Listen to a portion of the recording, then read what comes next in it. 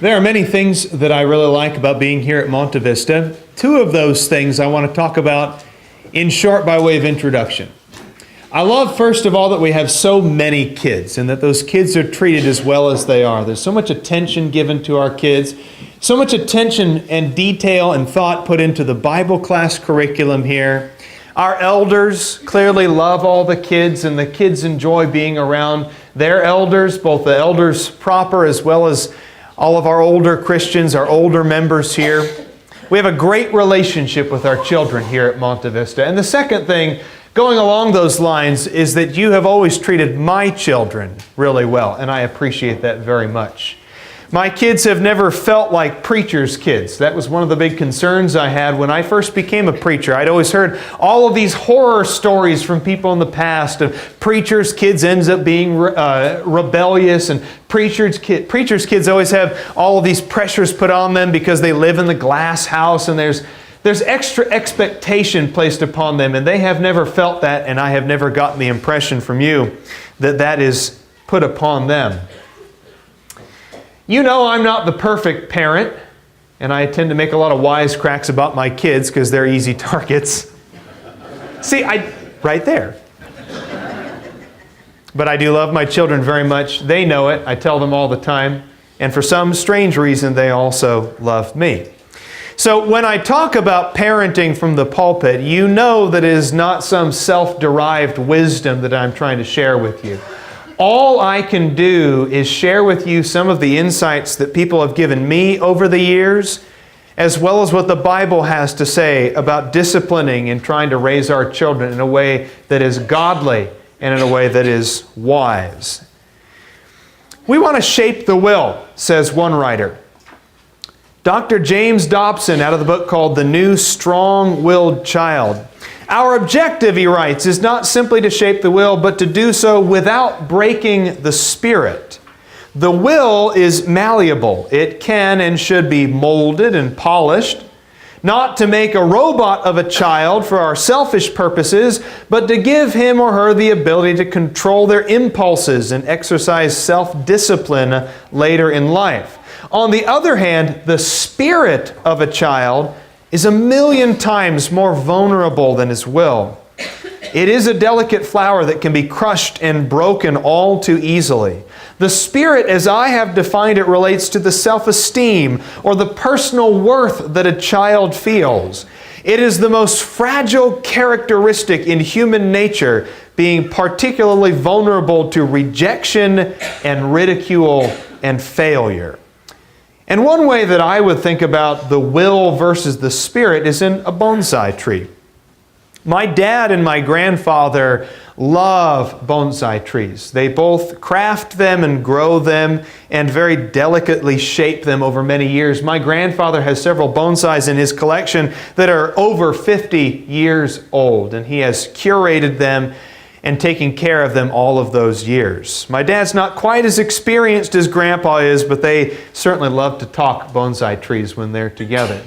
The thing about a bonsai is that it does take a lot of time to carefully shape it. The goal with a bonsai tree is to make a tiny tree. But tiny trees are fragile.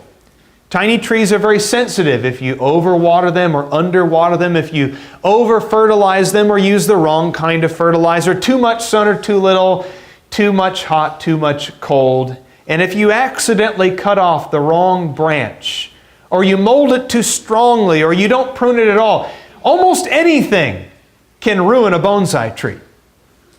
The pot, on the other hand, is pretty tough. And I think when you look at a bonsai tree in its pot, perhaps one way you can think about the will versus the spirit is that the will can be shaped and should be shaped.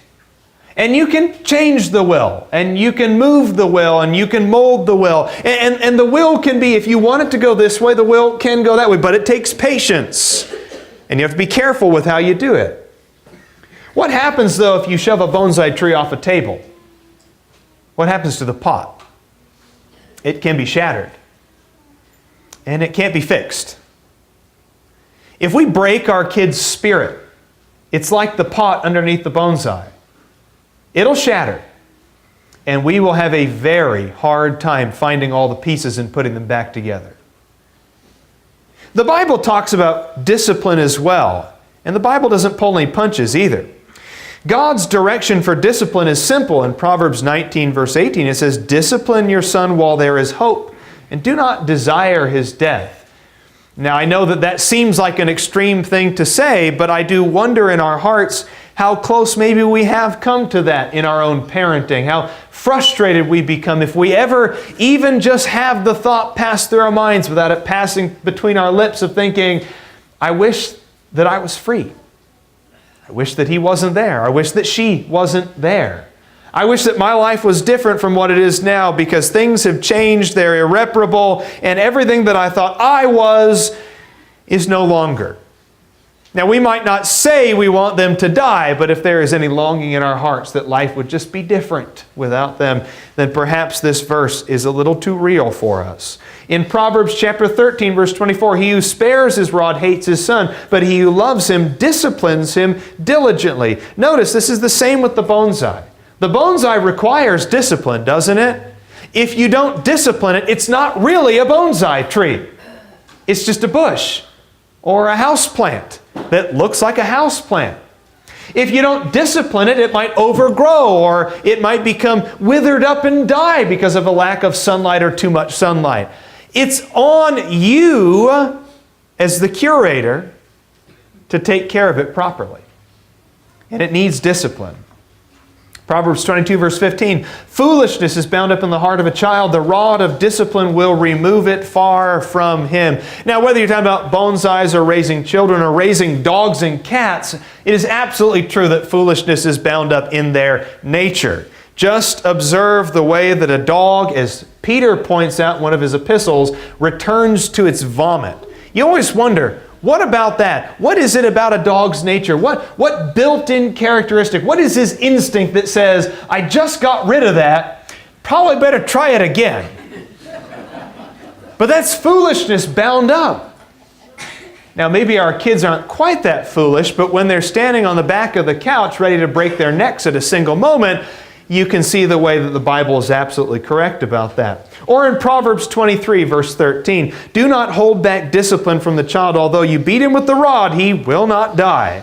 You shall beat him with the rod and deliver his soul from Sheol." There has to be some perspective in our discipline and realize that as we discipline our children, we're not doing it so that we can have peace and quiet. We're not disciplining them so that we can personally be satisfied. The goal in discipline is to try and get our children to go to heaven.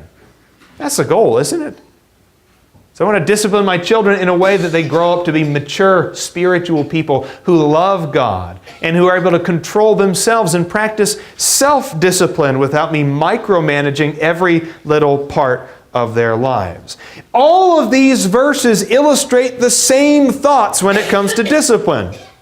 First of all, we must in no way under-prioritize rules, boundaries, and consequences. Second, no matter how inconsistent life becomes, we need to remain consistent as parents, that they see the same things from us from day to day to day. The will, third, is what needs to be shaped. Actions will follow once we have won our children's hearts to the side of what is right. Now, you can break their spirit. You can break them into submission. You can make them do the right thing. But if you've broken the spirit, it's too late. The pot is shattered. We want to bend and mold and shape the will, my friends. And fourth, be afraid of the right things. Rather than being afraid of making children unhappy, or being afraid of not being their buddy, or being afraid of being unpopular with their friends, we need to be afraid of the eternal consequences of an unrepentant lifestyle. Maybe instead of being so scared that your kids don't like you, be scared of the image of your kids in hell. And let that shape, at least at first, the way that you discipline your children and try to help them to become godly individuals. So if we're going to handle the fragile spirit, we must figure out how. And of course, while discipline and correction and rule enforcement are all absolutely necessary in raising children, what should always be off limits is any accusation that assaults the worth of your child. Now, maybe you've never said a phrase like this, but perhaps you've thought it. Or worse, maybe you have said something like this. These are all off limits, my friends. You've been a pain in the neck ever since you were born. I never wanted you in the first place. You're an embarrassment to me. You're a burden on me. We never want to send the message that our children are unloved or unwanted or unnecessary in our lives. They should never be seen as an embarrassment or a mistake, because this cuts to the very core of what makes a human feel valuable. Our children may do dumb things, but they should never be made to feel dumb.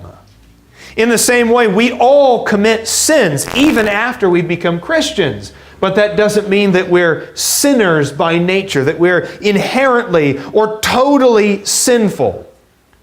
Remember, even as imperfect people, we are still called holy and blameless people in Ephesians 1 verse 4. And perhaps we can point out to our children when they make mistakes and what that mistake is, and tell them that was a bad thing you did, but that doesn't mean you are bad. You can do far better. You're capable of better. How can a spirit be broken then? I think there's several Bible passages that point out how to break the spirit. And these are just other ways of saying what we've already said. You're an embarrassment. You're a burden. I never wanted you. These are just other ways of saying those very phrases. In Proverbs 12 verse 18, the writer says, "There is one who speaks rashly like the thrusts of a sword, but the tongue of the wise brings healing." It is often what we say in the heat of the moment that causes the most damage to our children's spirits. That's what breaks our relationships. When we talk in a marriage, it's the same way. It's not just with raising kids, but between a husband and a wife. In the heat of the moment, we will say something to our spouse that we never really mean, and that we would never ever say, and we would never even think of saying it under cooler circumstances. But in the heat of the moment, like the thrust of a dagger, we just let it go. We let it fly. It's always best to avoid saying things that can never be taken back. Just like the writer says, it's the thrust of a dagger. And once you stab somebody, there's no going back from that, right? There's also in Proverbs 15 verse 4, "A soothing tongue," the writer says, "is a tree of life, but perversion in it crushes the spirit." I've always liked New American Standard, where it says, "Perversion in it crushes the spirit." Our own lack of discipline as parents can be a source of great discouragement for our children. It's interesting to see from this verse that the role that perversion can play in warping the spirit of another person, especially a child. Now, perhaps this is an extreme case, but when you have perversion in your life in the form of pornography, for example, don't ever think for a moment that that's something that won't affect your children, that your kids won't ever find out, that they won't ever see it, that they won't ever be exposed to it themselves. And the pornography in your life becomes a seed that is planted in your own son's life. And you have nobody to blame for his problems but you, if you can't manage to keep the perversion out of your life. The perversion in your tongue. I love the way that that word puts it, because that's what it is. Perversion. Now, it doesn't have to be pornography. It could be the kind of jokes that we tell, or the kind of television shows that we watch. The kind of humor that we use says a lot about who we are. And when we say things as parents, your dad, your mom, they look up to you. But when we say things as parents that are immature or cowardly or inane or foolish or stupid, we disturb our children. We distort our children with things that just don't belong in the mind or lips of a mature, strong, responsible Christian. Ephesians chapter 5 puts it best when the writer says there in verses 3 through 5, "But do not let immorality or any impurity or greed even be named among you, as is proper among saints. There must be no filthiness and silly talk or coarse jesting, which are not fitting, but rather giving of thanks. For this you know with certainty, that no immoral or impure person or covetous man who is an idolater has an inheritance in the kingdom of Christ and God." Proverbs chapter 17, verse 22. "A joyful heart is good medicine, but a broken spirit dries up the bones." And if we remember the context in Proverbs 17, we find that the previous verse actually speaks of the heartache caused by a foolish child. The implication is then that the greatest source of a crushed spirit is trouble in the family. Now, our children might be very smart and very good at things. They might have many talents. They might be musicians and artists and poets, and they might get very good grades in school. But when they come home and there's trouble in the family, that will hurt them more than anything else in life. To hear mom and dad screaming at each other and throwing things across the room. To hear them constantly talking about, "Woe is us, we don't have enough money, we don't have enough money, we don't have enough money." You know, I'm quite convinced upon recollection that we didn't have enough money when we were growing up, but I give my parents a ton of credit because we never knew it. Maybe we were just playing with cardboard boxes all the time because that's what we could afford, but we felt very rich growing up because our parents never talked about money in front of us. They never talked about it when we didn't have it. And when my dad became more successful in his career, they didn't talk about it when we did have it. Money was not the operating force in our family life. And I love my parents because of the way that they raised us in that regard.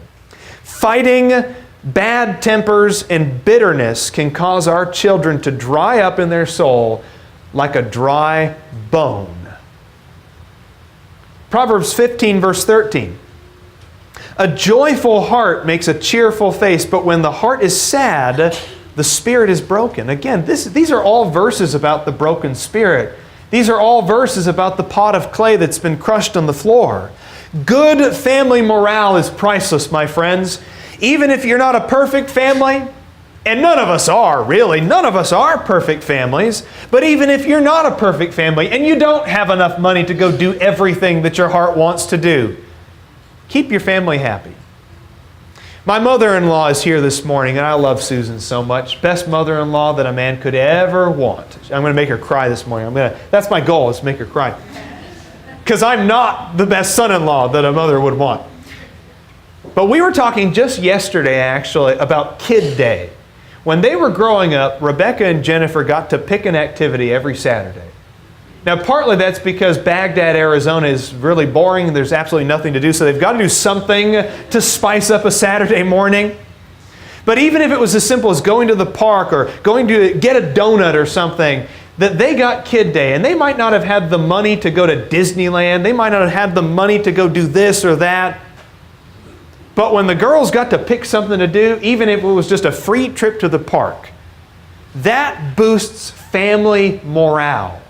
Read this verse again. "A joyful heart makes a cheerful face, but when the heart is sad, the spirit is broken." And if you come home from work a miserable wretch, and if you end every single day with a heave and a sigh, and your kids come home from school and you're just sitting there on the couch waiting for the day to be over, you don't think that's going to have an impact on them as well? That you're not crushing their spirit? All of this lines up with Satan's strategy, by the way. This is everything that Satan wants. Because God's goal for us is for us to shape the will of our children in order to build up their spirit. Words like self-worth, confidence, competence, these are beautiful, built-up words, aren't they? These are empowering words, and this is what God wants from our children.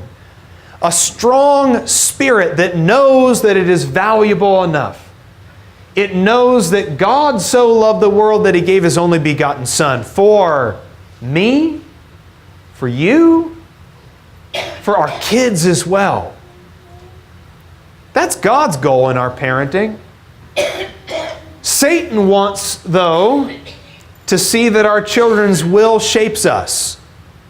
Satan wants our mood to be impacted by our children's disobedience. Satan wants us to be discouraged by the things that they say, by the things that they do, so that in response to the things they say and do that are disobedient or rebellious or rude or disrespectful or perverted, that we become angry and break their spirits in our frustration and our impatience. Your mom and dad, you're the parent. God sets the tone in your life, and you, by God's will, set the tone in their lives. Satan's goal is to use your children to set the tone in your life, to destroy your spirit with the immaturity of your children, who cannot help it, who cannot be any more mature than children. Why are we so shocked and mad when our children yell and scream at us? They're children.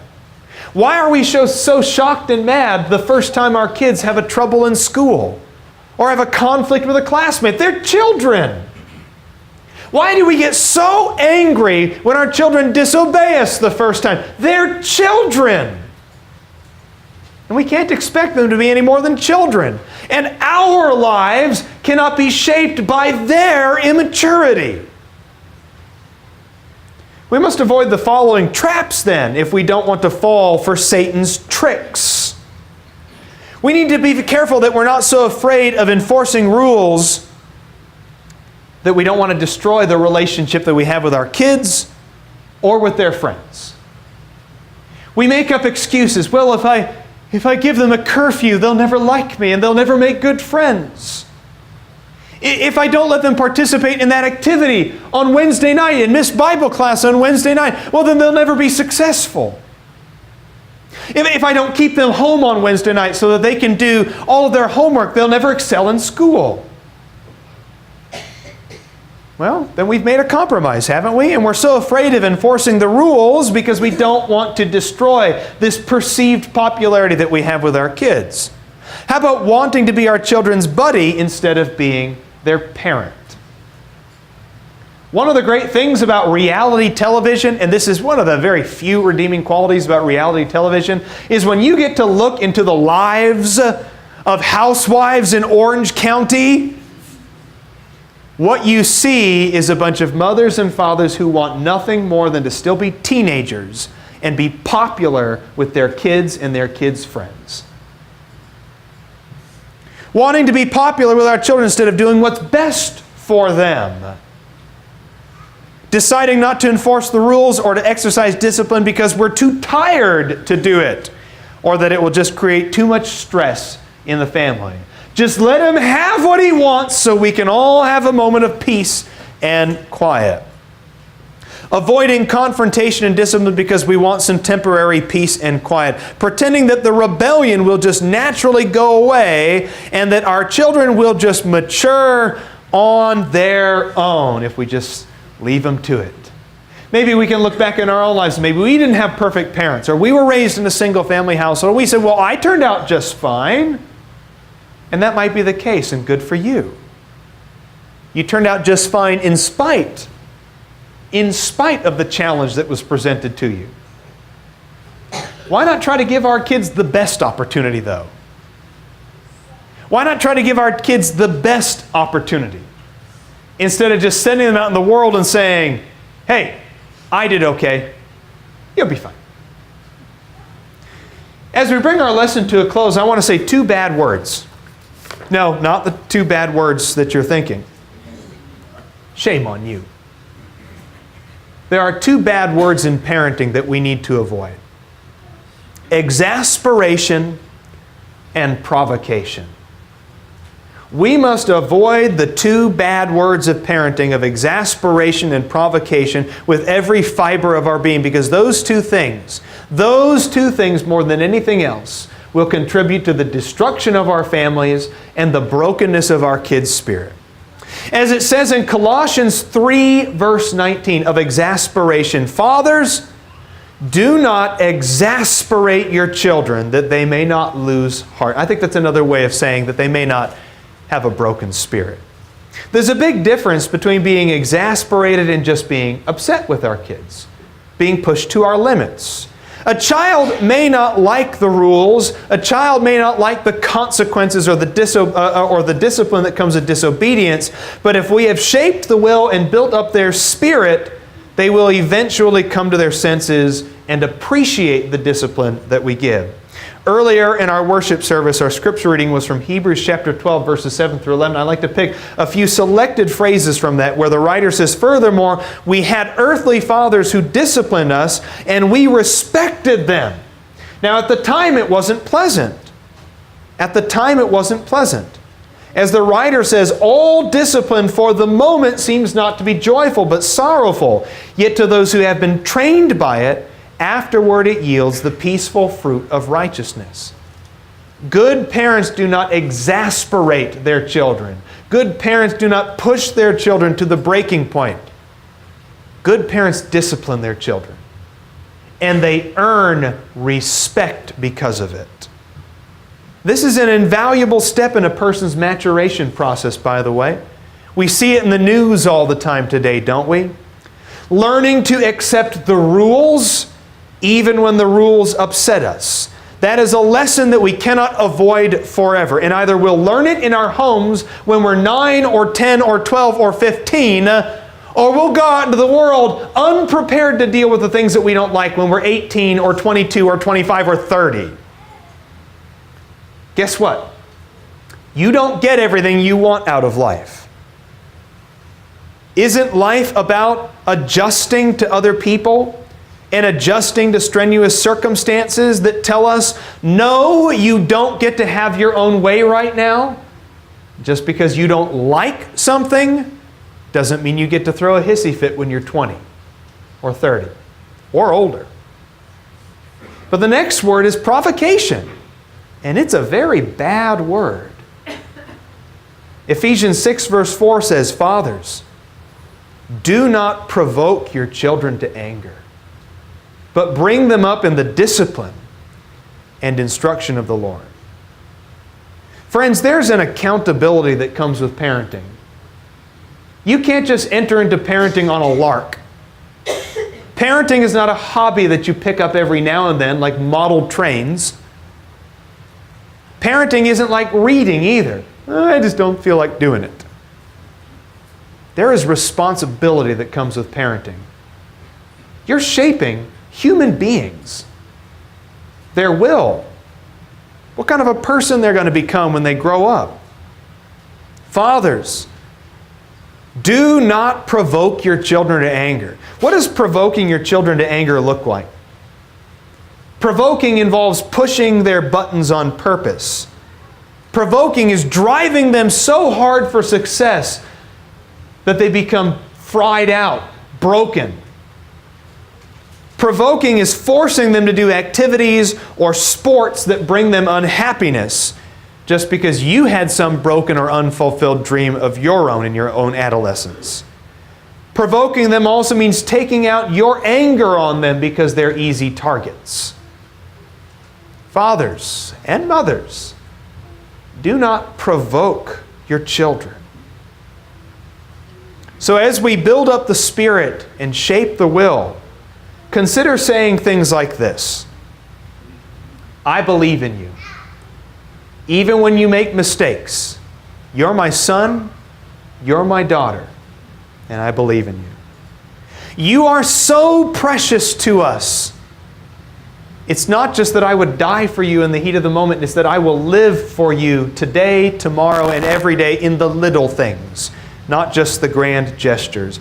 I am so glad that God answered my prayers and He gave you to us. You are a gift from God. You have given us so much joy, and you are so talented and so gifted and so full of potential. That makes a difference in a kid's life, doesn't it?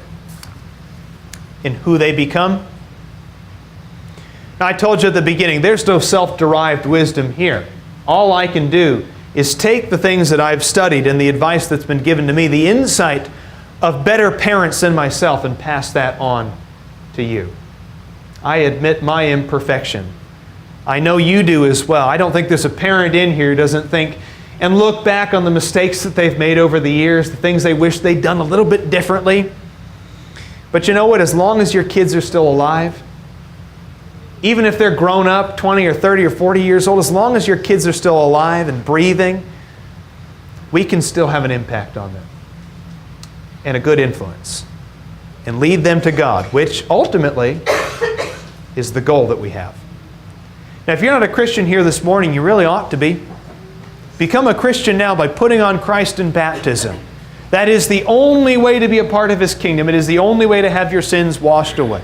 And if you believe that Jesus is the Son of God and you're willing to confess that belief and to repent of your sins and put a life of sin behind you, and if you're willing to consent and obey and be baptized, you can become a Christian this very day. So whatever need you might have, let it be known by coming forward as we stand and sing.